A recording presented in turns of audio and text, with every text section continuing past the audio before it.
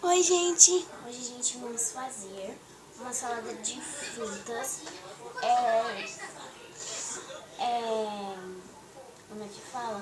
Normal, não vai, nessa daqui, receita, não vai leite condensado ou leite moça, se só do jeito que você quiser, nem aquele leite lá que eu esqueci o nome. Bom, vamos começar a receita. Você vai precisar de 2 bananas, 2 laranjas com bastante coisa dentro, e um garfo e uma faca. Se você quiser jogar um pouquinho de açúcar também pode, tá? Primeiro eu vou picar a banana em um potinho. Tudo bem? Então, vamos picar e já eu volto para mostrar para vocês. Aqui, olha, eu deixei ela sem a casca e agora eu vou picá-la. Você tem que picar com o maior cuidado para não cortar as mãos.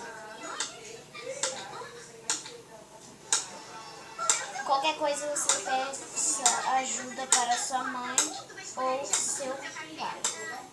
Ou sua irmã, se ela for mais velha, né? E agora eu vou jogar a banana aqui no potinho. E vou deixar ela de reserva.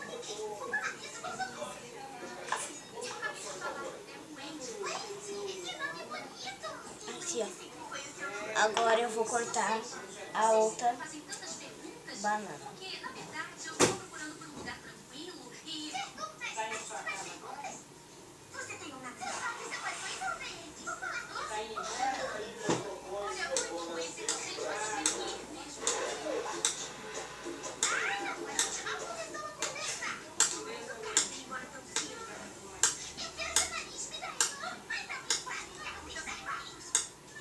Prontinho.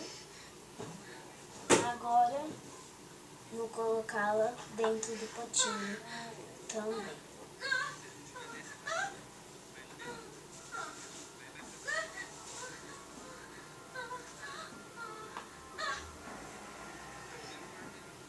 Aqui está o potinho de banana.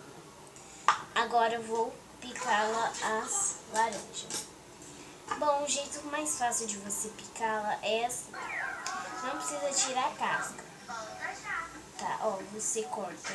Não tem o furinho que fica aqui assim, ó. Esse furinho que fica aqui. Você corta em cima dela assim e faz um X nela, né? Assim. Tá vendo? Aí você abre, corta, né? E aí você vai pegar a faca, fazer um furinho bem pequenininho e vai tirar a casca. Assim.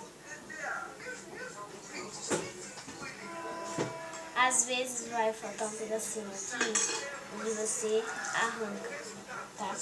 Vou fazer isso com todas as laranjas e já eu volto para mostrar para vocês.